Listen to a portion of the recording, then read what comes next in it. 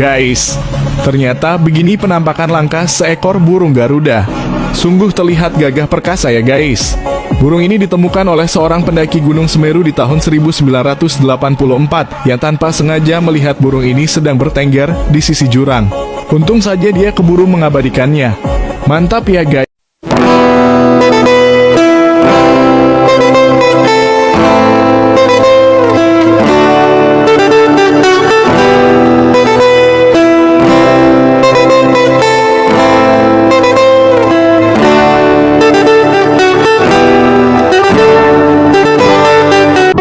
Kepada Sur Penegak Hukum, Jaksa Agung, BPKP, Kapolri, dan Panglima TNI untuk menegakkan hukum dan aturan khususnya bagi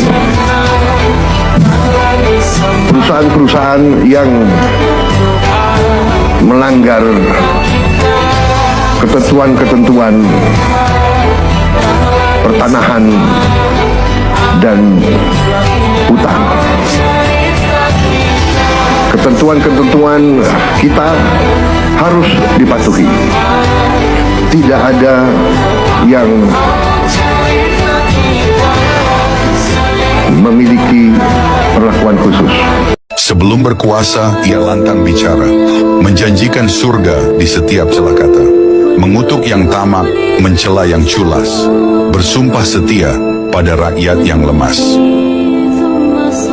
Kursi kuasa kini mengubah nada, janji-janji luruh di dalam fata morgana. Kini ia marah saat dikritik, menjadi raja di dalam istana plastik. Kebijakan ditulis dengan emosi, dihapus lagi saat pagi berganti. Bukan lagi akal sehat yang jadi pedoman, melainkan gengsi, citra diri, dan ketakutan. Ketika segalanya runtuh perlahan, ia tunjuk jari ke segala arah, mengaku korban, merajuk sendu, seperti bocah kehilangan mainan baru. Kekuasaan ini bukanlah taman untuk main-main. Rakyat butuh bijak, bukan drama, bukan raja kerdil yang rapuh dan labil. Mohon maaf Pak Presiden, saya harus menyatakan Anda mulai jahat sama rakyat. APBN dialihkan ke Dana Tara hanya untuk membiayai proyek hilirisasi sebanyak 21 kurang lebih, yang nilai anggaran yang diperlukan di atas 400 triliun lebih. Mulai dari hilirisasi gas, besi, nikel, dan lain-lain. Dan itu Anda prioritaskan. Sementara CASN dan P3K Anda undurkan pengangkatannya di tahun 2025 dan 2026. APBN Anda gunakan untuk membiayai proyek-proyek strategis. Mohon maaf, sekali lagi saya katakan, yang menguntungkan pejabat-pejabat yang ada di lingkungan sekitar dan kebijakan yang dibuat oleh mereka. Menguntungkan mereka. Bisa jadi Anda pun diuntungkan Pak Presiden. Sementara kepentingan kurang lebih 2 juta rakyat Indonesia yang menanti nasibnya diangkat sebagai CASN dan P3K, Anda pending. Saya mengatakan Anda jahat Pak Presiden. Saya berharap, sekali lagi saya berharap Bapak menjadi presiden yang baik buat Indonesia. Sudah cukup 10 tahun Pak Jokowi memberi contoh presiden yang buruk sepanjang sejarah kepemimpinan di Indonesia. Karena itu saya berharap Anda bisa menjadi presiden yang baik. Betapa sadisnya kebijakan ini. Karena kenapa? Skema pembiayaan Dana Tara yang semula uang rakyat, uang APBN, sudah tidak lagi menjadi uang APBN, dan Anda gunakan untuk membiayai hilirisasi. Semestinya Bapak Presiden, proyek hilirisasi ini gunakan saja skema pembiayaan swasta dan libatkan investasi asing. Biarkan APBN bekerja dan membiayai kepentingan rakyat, Bapak Presiden. Kita tidak mendesak kok. Gas, besi, dan lain-lain itu tidak mendesak, tidak menyentuh kebutuhan rakyat, Pak Presiden. Yang mendesak itu lapangan kerja, Pak Presiden. Yang mendesak itu makan hari-hari, Pak Presiden. Yang mendesak itu kesehatan gratis, Pak Presiden. Yang mendesak itu pendidikan gratis, Pak Presiden. Yang mendesak itu putaran ekonomi Pak Presiden, agar daya beli masyarakat meningkat Pak Presiden. Itu yang mendesak Pak Presiden.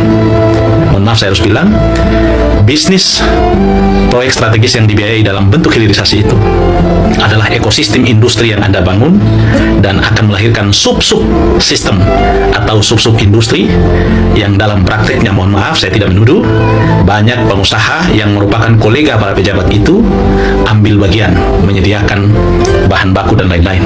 Dan mohon maaf, kebijakan itu hanya menguntungkan pejabat dan sekitarnya. Padahal negara bisa menggunakan mekanisme pembiayaan dengan cara lain tanpa membebankan itu kepada rakyat, tanpa membebankan itu kepada APBN.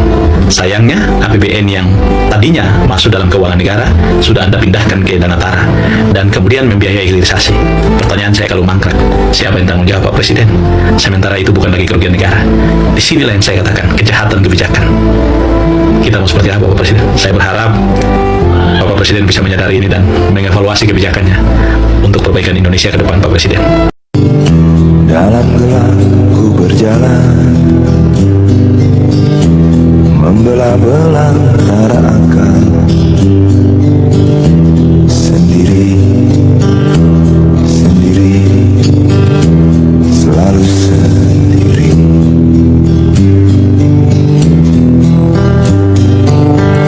Pada terang ku merenung, mencari kesejatian, mencari, selalu mencari. Nawaitu lillahi ta'ala, hasbunallah wa ni'mal wakil, nikmal maula wa nikman nasir. Ya Allah, mudahkanlah setiap langkah dalam hidupku, sehatkan tubuhku, lancarkan rezekiku, dan angkat derajatku di dunia maupun akhirat. Amin ya rabbal alamin. Kadang kita dibenci bukan karena keburukan kita,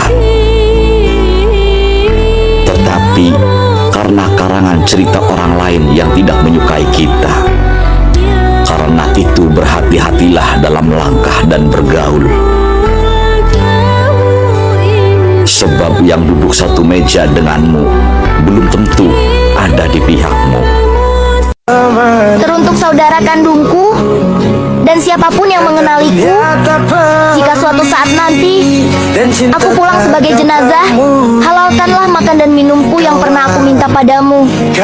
Maafkan atas segala salah dan silapku, dan tolong jaga aibku ya.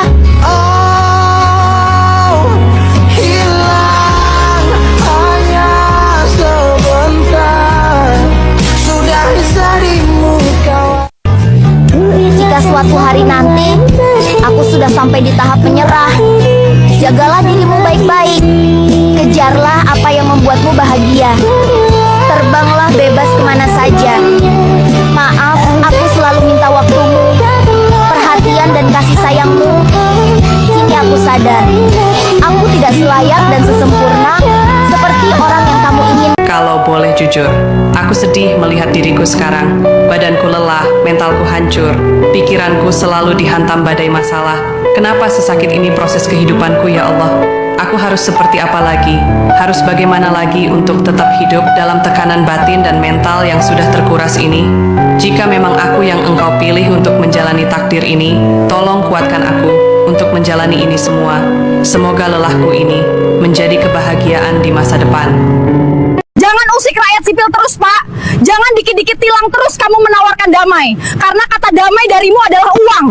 Kang Deddy Mulyadi tak kuasa menahan air mata saat mendengar kisah perjuangan Shirley Joanda yang pernah ditinggal suaminya, Benny Laos, di masa sulit.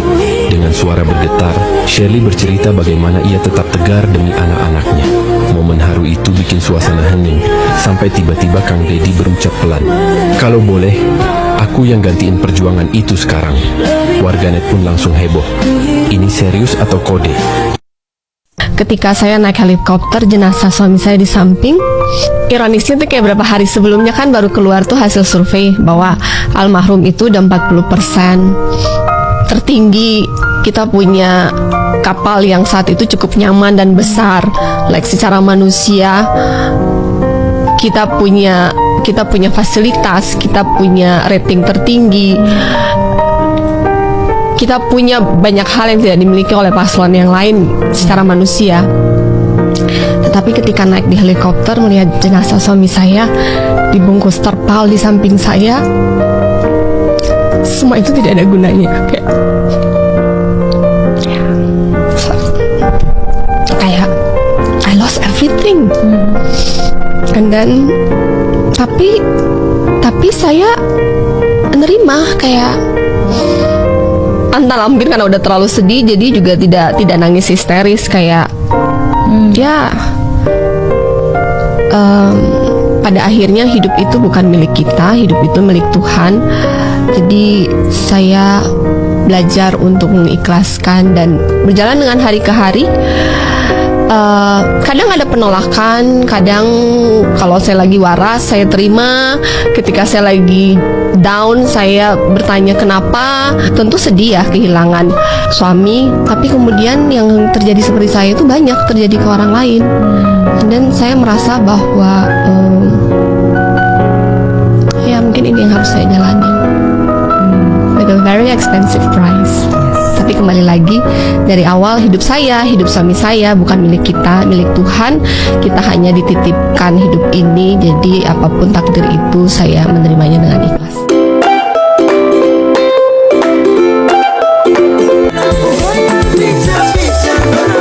Mungkin banyak kepala daerah yang jarang melakukan hal seperti yang dilakukan oleh Gubernur Maluku Utara Sherly Juanda kali ini, yang ternyata memiliki kemampuan dalam menyelam tanpa menggunakan alat bantu pernapasan atau yang dikenal dengan free diving. Dalam video ini, Sherly menunjukkan keahliannya yang luar biasa saat berenang di laut layaknya seorang mermaid atau putri duyung. Karena aksinya ini, tak sedikit pula warganet yang kagum dengan keahlian yang dimiliki oleh Gubernur Maluku Utara ini, guys.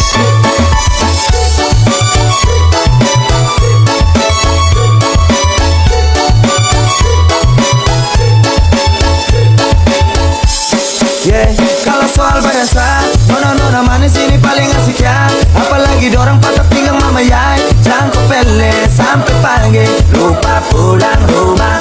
Oke, kasih tambah naik. Lagu patah-patah bikin kasih naik. Ke kiri malise.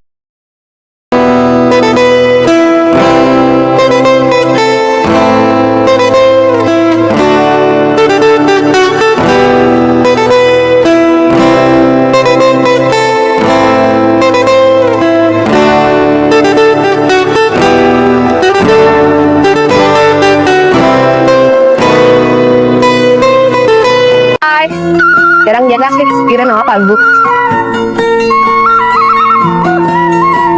Kita lagi keliling Subang bersama Pak Gub Jabar. Kanan kirinya sawah, terasa sangat asri, sejuk, damai, tenang. Ya, hari ini saya menemani tamu spesial, Gubernur Perempuan, yang orang Jabar udah pada tahu, dari Maluku Utara. Dia punya hamparan pantai yang indah, dan di sana sawahnya tidak seluas di sini.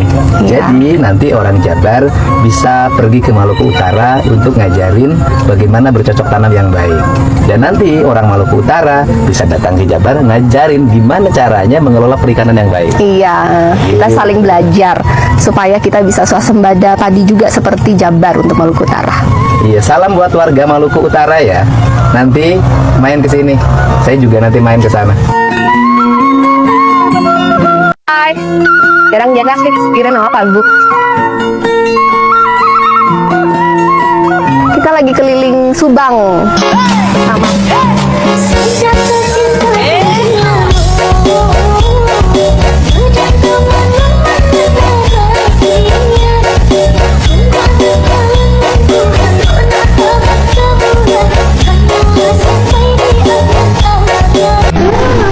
Lagi teriak-teriak tuh, cari perhatian. Oh ya, dia kalau ada cewek cepat responnya. Karena ancaman saya bagi dia itu kalau dia udah nggak nurut, ya udah. Kalau nggak nurut, ayo mau kawin. Langsung. Jangan ya. Posesif. Oh jangan. Ayah kan punya nih Hiang. Ya udah. Panggilannya siapa? Hiang. Iya. Udah bilang gitu aja. Udah, ayah mau kawin. Udah langsung. Sadar itu langsung cepet. Hai. Wah, sini. Wah. Salam dulu dong.